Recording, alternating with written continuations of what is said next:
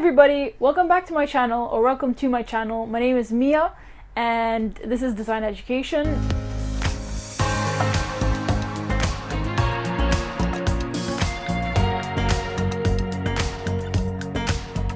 On this channel, I talk about design, biomimicry, manufacturing processes. This is episode 2 of me writing my thesis and trying to understand what the hell's going on. So, since last time, many things happened. Many months have passed. Since then, I am happy to say that I have been completely lost.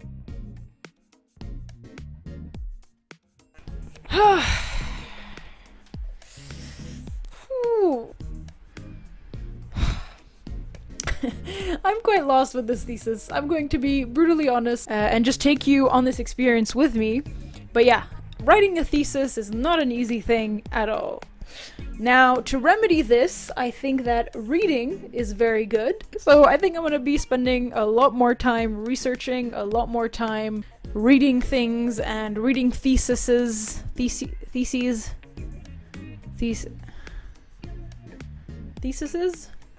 I'm going to read multiple works that people have published. It's the 1st of October, I think. So we'll see what happens, but that's where I'm at right now. In that time, since the 1st of October, I've been doing a lot of reading, a lot of researching, a lot of note-taking, and it's been a bit more clear.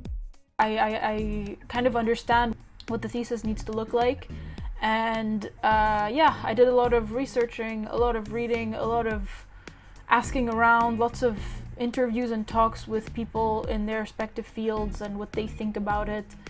And it's a lot more clear what I want to do. It's still a bit blurry, but it's more clear than it used to be. I have completely shifted my thesis topic and yeah, completely shifted my focus from waste to innovation.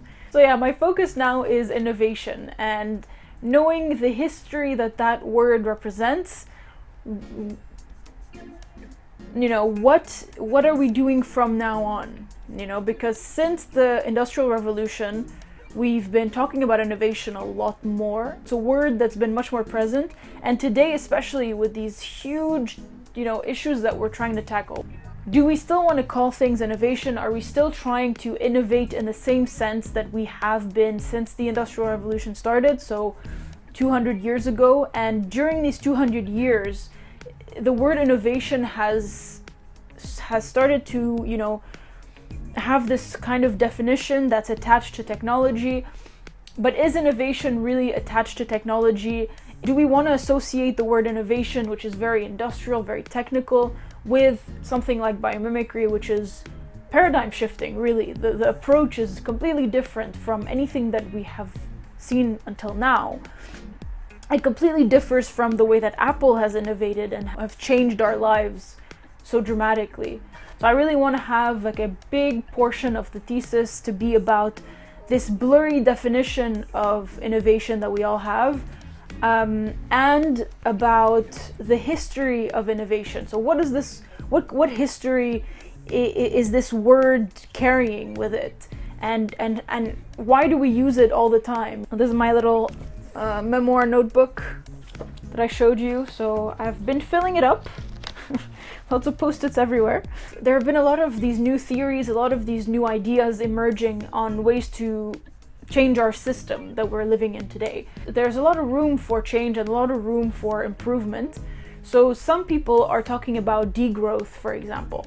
So we have had this idea of perpetual growth, of companies growing and growing and growing and not stopping, and that's kind of what happens when you have a system like this that allows Apple, Amazon to become monopolies, to become bigger and bigger, and to cover more ground and to reach more people, which, I mean, in one sense is good, in another sense is not so good, in the sense that we have finite resources. It's difficult to want to aim for infinite growth all the time with any project. So some projects, it doesn't really make sense to have infinite growth.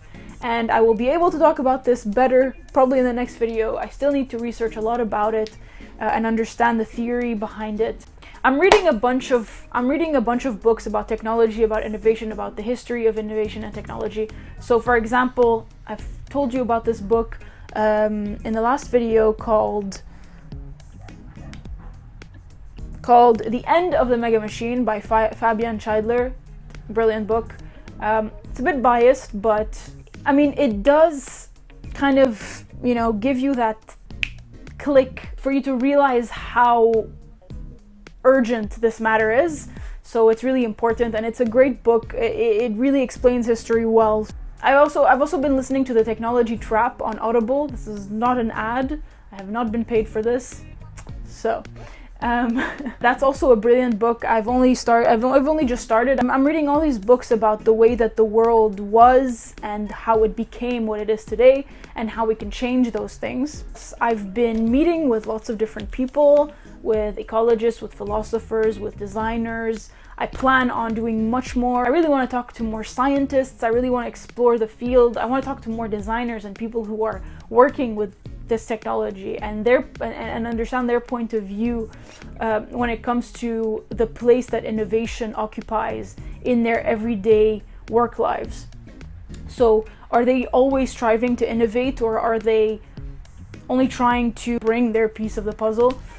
I want to understand all of these things. There are many things to consider in this thesis, such as the difference between an innovation that has come up during these last 200 years and an innovation that could come out of biomimicry that considers a sustainability aspect of things, because you are on one hand exploiting nature when we mine for metals and we mine for coal and we, you know, dig up petrol and we cut down trees and all that stuff. We're really exploiting nature. With biomimicry, the approach is exploring nature. So can innovation really have a place in a world where we want to live with nature, where we want to explore and learn, see nature as a model, as a mentor, as a measure? It's a different kind of innovation. It's like a sustainable innovation, which sounds very greenwashy and markety. So if we give innovation all of the weight of its significance in history, in a changing world where we want to change all of the systems, we want to change what is causing biodiversity loss, what is causing climate change, can we still afford to use this, not afford, but can we still stand to use this term with all of its history, with all of the weight that it holds? Can we still use the term innovation in order to talk about something that almost goes against what that innovation has done, or tries to repair the impact of that historical innovation? We shall see.